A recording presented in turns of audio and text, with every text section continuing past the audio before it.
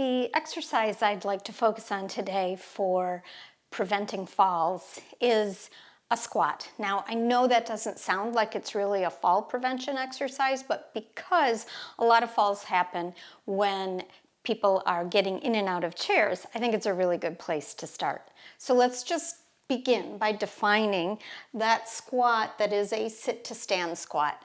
So your hands will reach out in front and your bum will go back as if you were going to sit in a chair. And the hands go out in front as a counterbalance.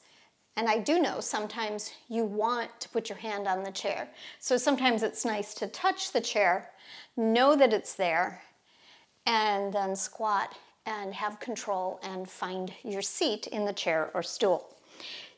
So we're going to take that and we're going to ramp it up a little bit to make it a dynamic exercise.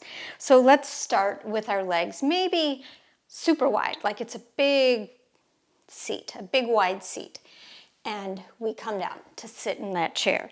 Then let's get our feet a little more narrow and come down and sit in that chair. And you can be squatting to any height you want, a little more narrow. So depending on where that theoretical seat is, and now we're going to you'll be squatting different depths.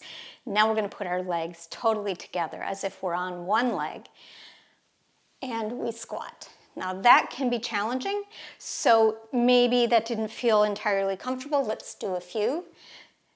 We actually get our heart rate up a little bit.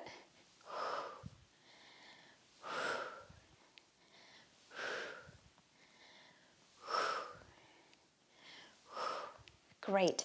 We're going to keep our legs glued together like this. If you want them a teeny bit apart, that's fine. This is actually going to be easier with your legs together. So we're going to go into a squat and we're going to make one leg a little bit of a kickstand. So down into the squat, and I make my right leg a kickstand.